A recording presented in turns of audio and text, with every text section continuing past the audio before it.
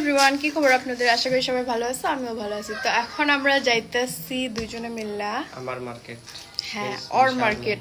কারণ মার্কেটটার নাম হয়েছে বিশাল আর ওর নামও হয়েছে বিশাল। তো চলো যাই, তারপরে দেখি কি কি কিনি, সব কিছু দেখাম আপনাদেরকে। আর ওই আজকে আমরা ট্রিট দিব, তো দেখি কি কি খাওয়াই আসতে পারে।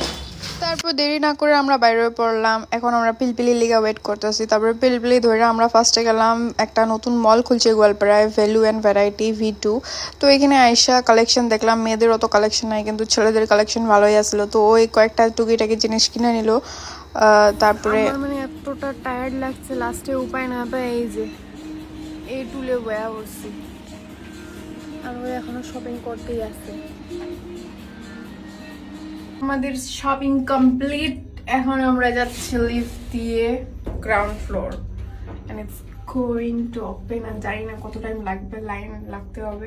আর এদিকে আমার প্রচুর খিদা পেয়েছে, এখন জানি না গিয়ে দোকান খোলা পাবো কিনা। তো লেটস সি, দেখা যাক।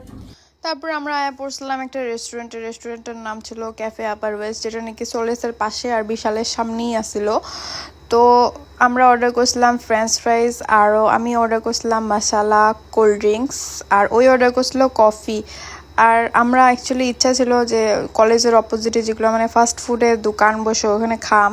অ্যাকচুয়ালি ওটা কইতে গেলে এখন গুয়াহাটির মতো খাও গলি টাইপের হয়ে গেছে, বহুত ভ্যারাইটি টাইপের আইটেমস পাওয়া যায় আর বহুত কম দামে অ্যাফোর্ডেবল প্রাইসে বহুত ভালো ভালো বস্তু পাওয়া যায়। তো আমরা যেই দামে এইখানে খাইছি না, ওই দামে আমরা ওইখানে অনেক কিছু পাওয়া যেতাম। এখানে দাম বেশি প্লাস খাওয়ার কোয়ালিটি অতটা বেশি ভালো না, মানে ফ্রেঞ্চ ফ্রাইসগুলো অত ভালো লাগে নাই। মানে দাম হিসেবে ভাবছিলাম একটু ভালো হবো, কিন্তু কি করবো, এখন আমাকে বহুত লেট হয়ে গেছে, আমাকে বাড়িতে বহুত দেরি হয়ে গেছে। তো সামনে এটি ছিল, এটাতেই আমরা কিছু একটা খায়া নিলাম।